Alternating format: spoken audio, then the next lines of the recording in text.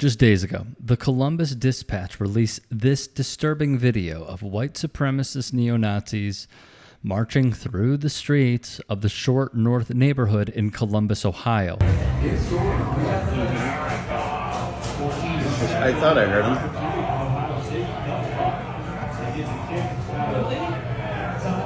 Locals looked on with horror and disbelief as the group shouted racial slurs and white supremacist slogans.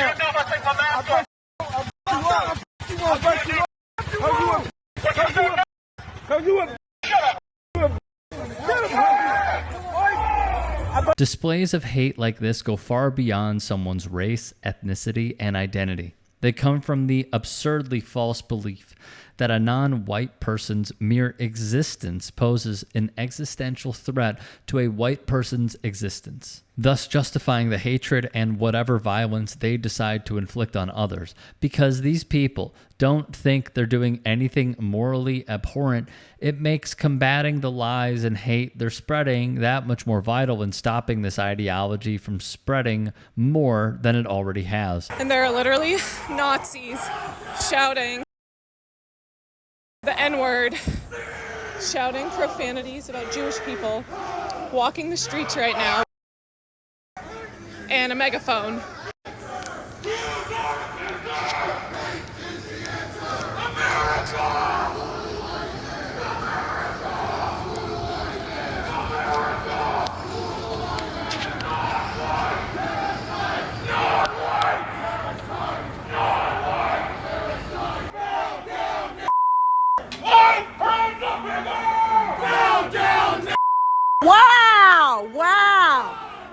Wow! It should go without saying that anyone not condemning this to the fullest extent and calling it out for what it is, ethnic intimidation, racial abuse, a thinly veiled threat of violence against anyone willing to challenge these bigoted losers, and most sinisterly, the complete dehumanization of anyone who is not a white Christian. We asked both President Biden and President-elect Trump about the Ohio incident.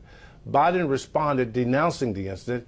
We're waiting a response from Trump. Gee, who could have guessed? There's legitimate Nazis. Can you lock the door? Local black community leaders staged a peaceful protest march in the wake of the hate spread in their community as Republican Governor Mike DeWine condemned the march. Unfortunately, though, this was by no means an isolated incident, because just a week before the march in Columbus, other neo-Nazis were spotted letting their hate flow outside of an American Legion post in Michigan. And fear at a performance of the Diary of Anne Frank, not because of the disturbing details from her diary, but because of what was happening outside. Nazi flags being held by several people gathered outside of the production. This video shared on social media shows the demonstrators flying the Nazi flag outside the American Legion where the play was being performed. Several individuals using masks to hide their faces, not only waving Nazi flags, but also reportedly shouting racist slurs. Now, with all this in mind, the evidence you've seen so far, and the historical roots of the Nazi belief system, you'd think it'd be pretty cut and dry for one of the nation's highest paid news anchors to conclude that they politically align with the far right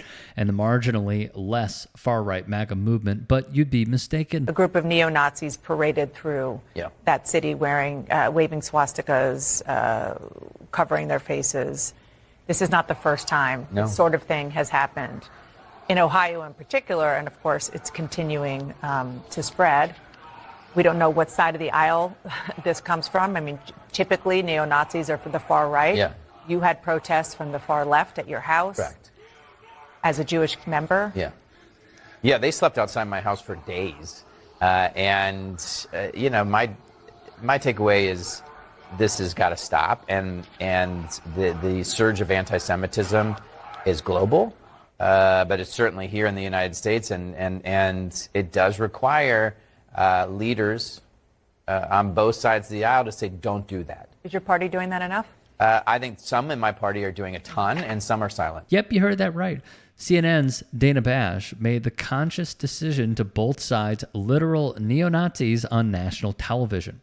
Now, we're speculating here, but the most logical explanation as to why she framed the story this way is to continue smearing anti-genocide protesters and critics of the Israeli government as equally anti-Semitic and an equal threat to Jewish people as a literal hate group whose stated mission is to destroy the entirety of the Jewish existence. Not only is she muddying the waters and conflating real acts of anti-Semitism with critiques of the state of Israel's actions, but she is also manufacturing consent for the Israeli state to continue the slaughter of Palestinian civilians and the systemic erasure of their identity, being as charitable as possible. She could have at least used the abundance of resources she had available to her and pretend to be a journalist to do some real reporting to conclusively figure out what specific neo-Nazi group was responsible for the hate march. Clearly, that wasn't worth the effort and financial investment for her and CNN, which is unfortunately par for the course. Many of these protests started peacefully with legitimate questions about the war.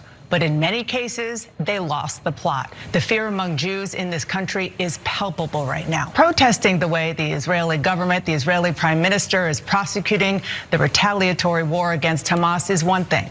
Making Jewish students feel unsafe at their own schools is unacceptable. Anti-Semitism is alive and poses a very real threat to Jewish Americans and Jewish people all over the world. But leaving out key pieces of context, spewing easily debunkable propaganda talking points, and launching cynical smear campaigns against nonviolent anti-genocide protesters does far more to spread and normalize actual acts of anti-Semitism than combat them.